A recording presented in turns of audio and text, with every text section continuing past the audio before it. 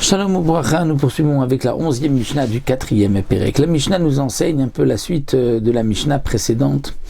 Nous avons vu dans la Mishnah précédente un homme Kohen qui s'était marié avec une femme Israël ou Kohenette, et il avait vérifié déjà au moment de son mariage la lignée de cette femme comme il se doit, comme nous l'avons vu dans la Mishnah précédente. Il est parti en outre-mer, il revient avec des enfants et il dit c'est ma femme et ce sont mes enfants, ou bien le cas où il dit que sa femme est décédée et voici les enfants de cette femme. Nous avons vu ce qu'il doit apporter comme preuve sur les enfants, sur la mère dans quel cas.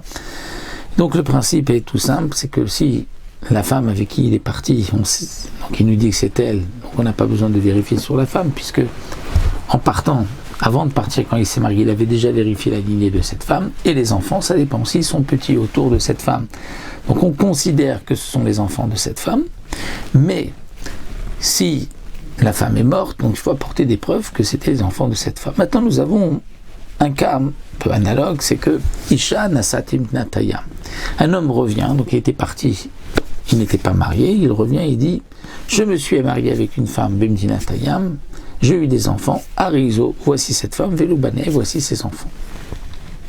Donc les enfants, eux, sont autour de la femme, donc on considère que c'est certainement les enfants de cette femme, donc il doit apporter une preuve sur la lignée de cette femme.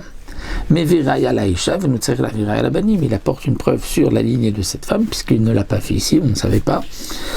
Mais il n'a pas besoin d'apporter une preuve sur les enfants, puisqu'on voit que les enfants sont les enfants de cette femme. Mais Meta Veloubane, dans le cas où il dit je suis parti donc tout seul, je me suis marié là-bas, j'ai eu des enfants, ma femme est morte, mais voici les enfants que j'ai eus avec elle.